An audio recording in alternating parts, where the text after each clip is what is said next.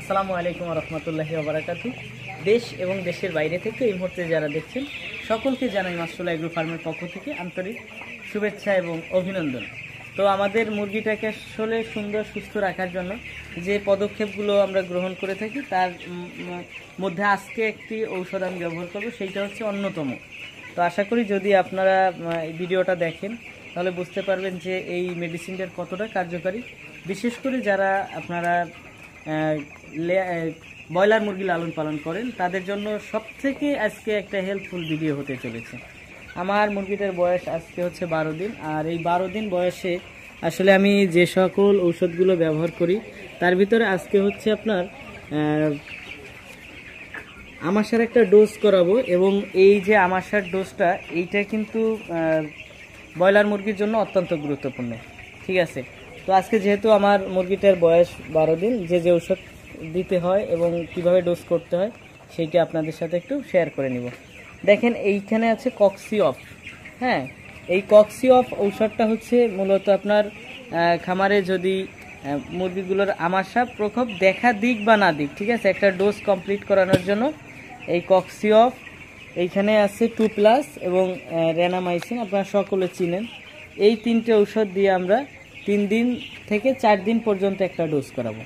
তবে এইখানে বলে রাখা ভালো, যদি আপনার মুরগির দেখা যায় যে আমাশার কোনো একটা প্রবলেম হয়েছে, সেই ক্ষেত্রে আপনি পরিমাণে একটু বাড়াই দিবেন। আর যদি দেখা যাচ্ছে যে আমাশা নাই কিন্তু আপনি একটা এমনিতে ডোজ করানো চাচ্ছেন, সেই ক্ষেত্রে আপনি পরিমাণে একটু কমাই দিবেন, ঔষধের যে পরিমাণ রেশিও সেইটা কমাই দিবেন।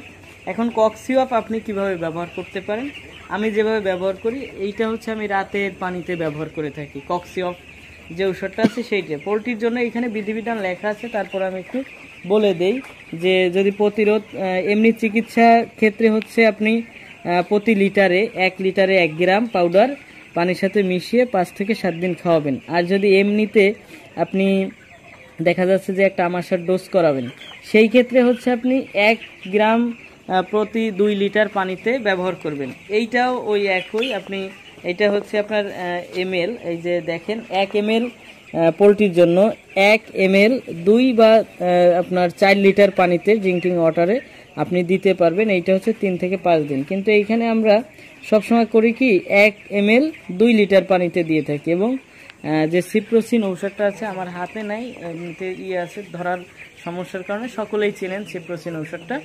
তো এই সিপ্রোসিন ঔষধটা হচ্ছে আমরা 1 ব্যবহার করে থাকি। এইটা আমরা রাতের পানিতে দিই, কারণ রাতে একটু তুলনামূলক তাপমাত্রা কম থাকে, ঠান্ডা থাকে, আর এই ডোজটা ঠান্ডার সময় করালে একটু বেশি ভালো হয়। এখন আসেন যে এই যে আমাশার ডোজটা আমরা করালে কি সুবিধা হয়।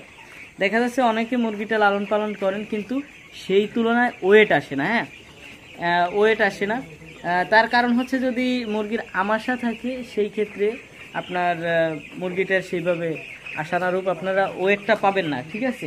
তো সেই ক্ষেত্রে আমরা সবসময় এই খামারে মুরগিটা সুস্থ রাখার বলেন, তারপরে ওয়েট গেইন বলেন, এই জন্য আসলে এইটা আমরা ব্যবহার করে থাকি এই মেডিসিন।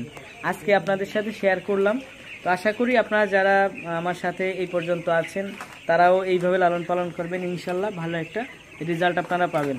অনেকে কমেন্ট করছেন যে ভাই আপনি শীতকালে যেভাবে লালন পালন করছেন 1 থেকে 30 বা 35 দিন ভিডিও দিয়েছেন, এখন যে গরমের সময় আমরা কিভাবে লালন পালন করি সেইটা আপনাদের সাথে শেয়ার করব। ইনশাল্লাহ রেগুলার আপনারা ভিডিও পেয়ে যাবেন। আর যারা নতুন আমার এই চ্যানেলে সাবস্ক্রাইব করে আমার পাশে থাকবেন।